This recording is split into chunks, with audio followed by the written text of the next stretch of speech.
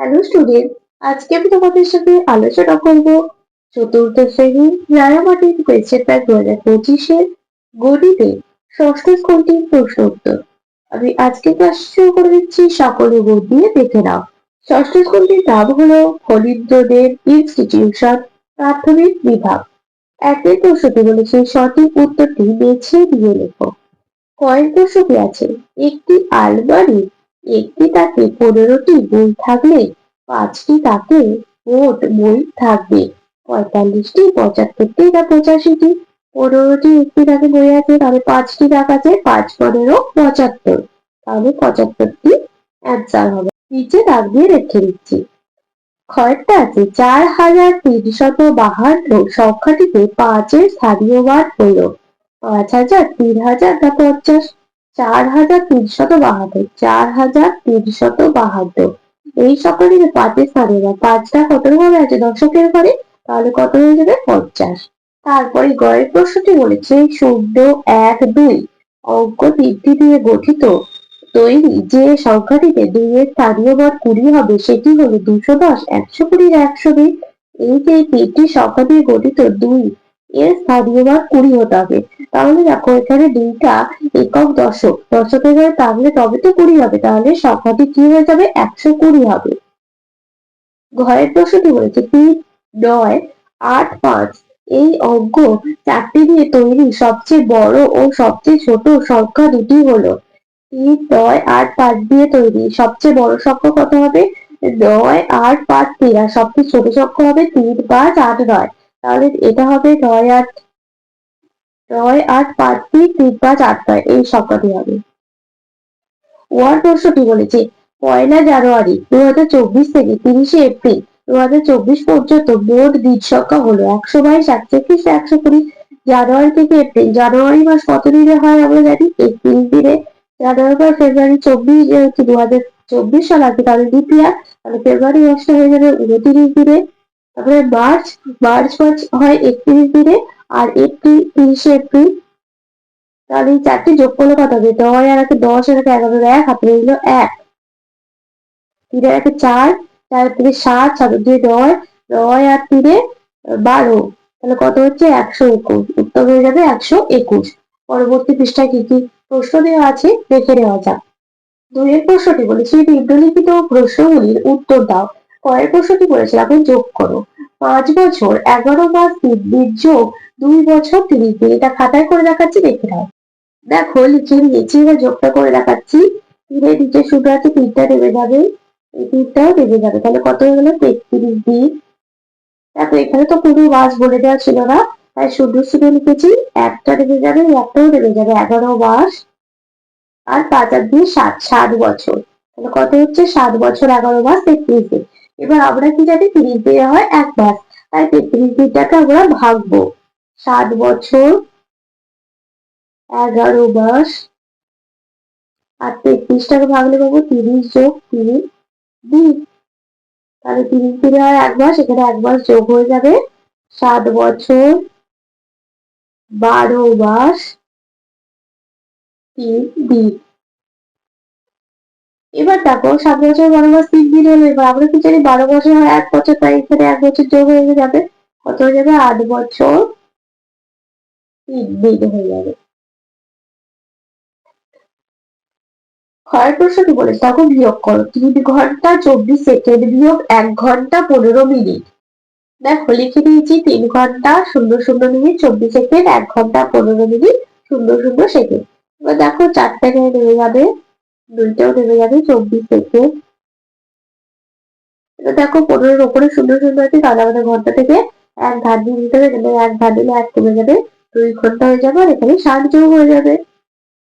তাহলে 15-র সাথে 60 বিয়োগ করো, 5 থেকে 0 10 যোগ 5, 8 থেকে 1, 8 থেকে 2, 4 থেকে 6 থেকে 2 বিয়োগ করে দেবে 4 45 মিনিট, 2 থেকে 8 বিয়োগ করে দেবে 1, তাহলে কত হচ্ছে 1 ঘন্টা 45 মিনিট 24 সেকেন্ড। তারপরে গল্প প্রশ্নটি বলেছে তোমাদের গণিত বইয়ে মোট 243টি পৃষ্ঠা থাকলে এরকম 12টি বইয়ে মোট কতগুলি পৃষ্ঠা থাকবে। তাহলে এটা কি করবো 243 গুণ 12 করলে পেয়ে যাবো। দেখো গুণটা করে দেখাচ্ছি, 243 গুণ 12 করবো, তারপর 3 দুগুণে 6, 4 দুগুণে 8, 2 দুগুণে 4, 3 একে 3, 4 একে 4, 2 একে 2, যোগ করব 6, 8 আর 3 11, 9, 10, 11, 1, হাতে মিলে 1, 4 হাতে 8 একে 9, 2। এবার উত্তরটা আমরা কি লিখবো? 12টি বইয়ে মোট কতগুলি পৃষ্ঠা থাকবে? অতএব 12টি বইয়ে মোট 2916টি পৃষ্ঠা থাকবে।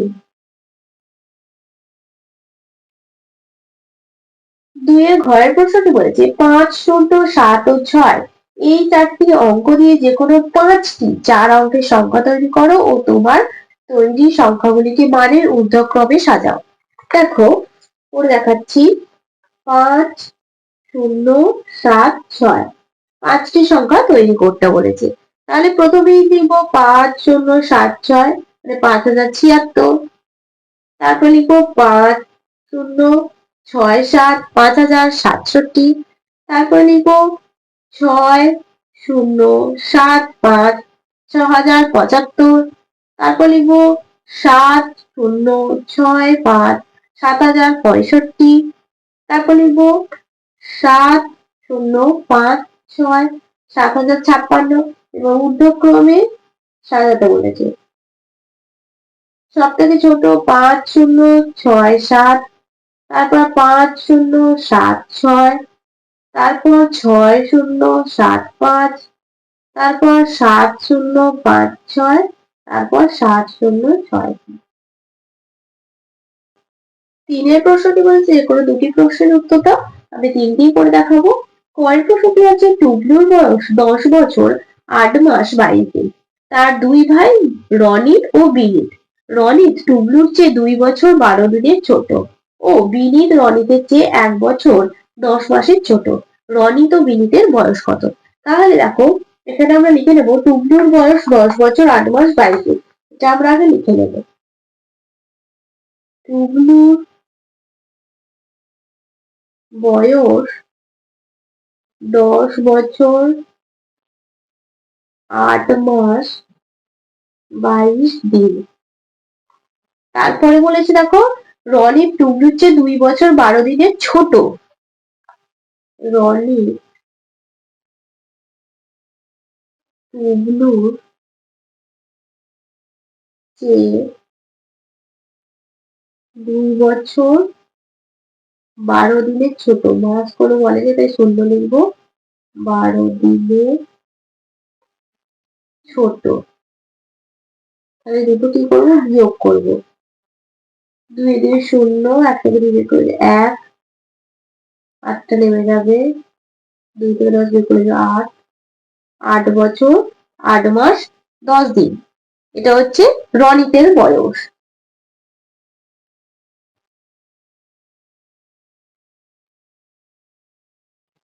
তাহলে আমরা রনিতের বয়স পেয়ে গেলাম। আর এখানে দেখো বলেছিল বিনীত রনিতের থেকে 1 বছর 10 মাসের ছোট। তাহলে দুটো বিয়োগ করবো আবার। আর এখানে লিখবো রনিতের বয়স 8 বছর 8 মাস 10 দিন। বিনীত রনিতের চেয়ে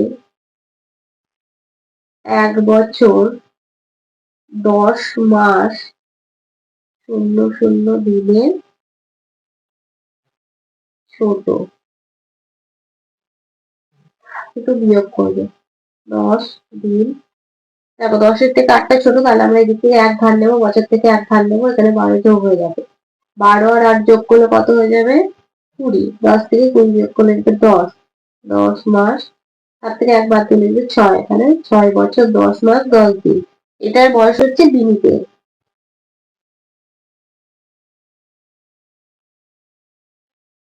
তাহলে দেখো এখানে কি বলেছিল যে রনিত ও বিনীতের বয়স, দেখো রনিতের বয়স 8 বছর 8 মাস 10 দিন আর বিনীতের বয়স 6 বছর 10 মাস 10 দিন। আমরা পেয়ে গেলাম খুব সহজেই।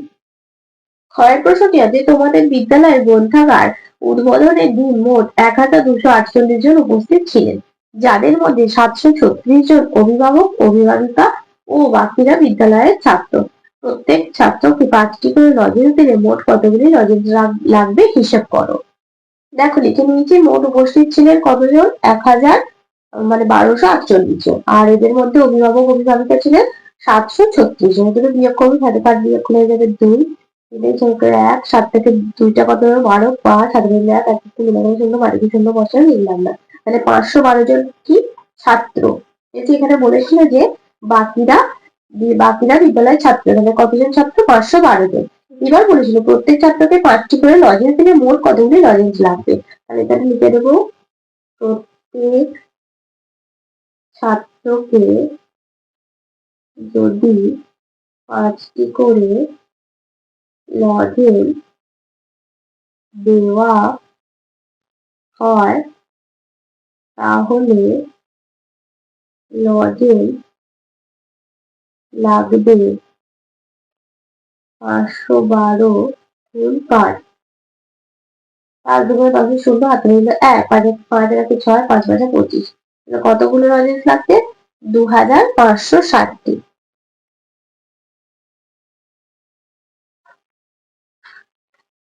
গয়ের প্রশ্নটি বলেছে তোমার বাবা তোমাকে 1000 টাকা দিলেন, সেটা দিয়ে তুমি 270 টাকার একটি জামা, 410 টাকার একটি প্যান্ট ও বাকি টাকা থেকে 15 টাকা দামের কয়েকটি খাতা কিনলে।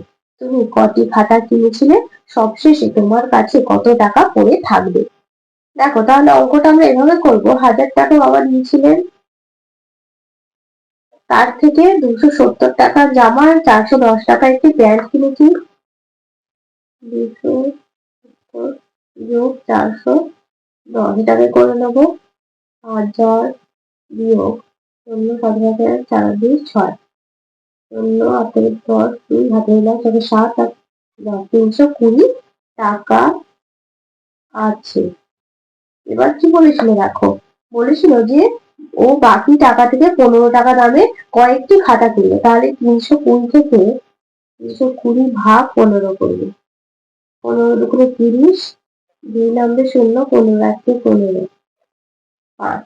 তাহলে উত্তরটা আমরা কি লিখবো, তুমি কটি খাতা কিনেছিলে, অতএব আমি 21টি খাতা কিনেছিলাম। আর একটা প্রশ্ন বলেছে সবশেষে তোমার কাছে কত টাকা পড়ে থাকবে। সবশেষে আমার কাছে 5 টাকা পড়ে থাকবে। 4 প্রশ্নটি বলছে একটি চতুর্ভুজ ও একটি ত্রিভুজের ছবি আঁকো। এখানে দেখো আমি পেনে করে এঁকেছি, তোমরা কখনোই পেনে করে আঁকবে না, তোমরা স্কেল এবং পেন্সিল ব্যবহার করবে। এখানে আমি পেনে করে এঁকে দেখিয়ে দিলাম ত্রিভুজ আর চতুর্ভুজের ছবি। তোমরা কিন্তু কখনো পেনে আঁকবে না, পেনে আঁকা উচিত নয়, তবুও আমি এখানে এঁকে দেখালাম। আমি বারবার বলছি তোমরা একটা উড পেন্সিল এবং স্কেল ব্যবহার করে আঁকবে, আমি কিন্তু বারবার বলে দিচ্ছি তোমাদের। তাহলে আমি আজকে ক্লাসটি এখানে শেষ করছি, খুব তাড়াতাড়ি আরো একটি নতুন ক্লাস নিয়ে হাজির হবো তোমাদের সামনে। যদি তোমাদের আজকের ক্লাসটি ভালো লেগে থাকে তাহলে অবশ্যই লাইক কমেন্ট সাবস্ক্রাইব এবং শেয়ার করতে ভুলবে না। সকলেই সুস্থ থাকবে, স্বাভাবিক থাকবে, সকলকে অসংখ্য ধন্যবাদ জানাই।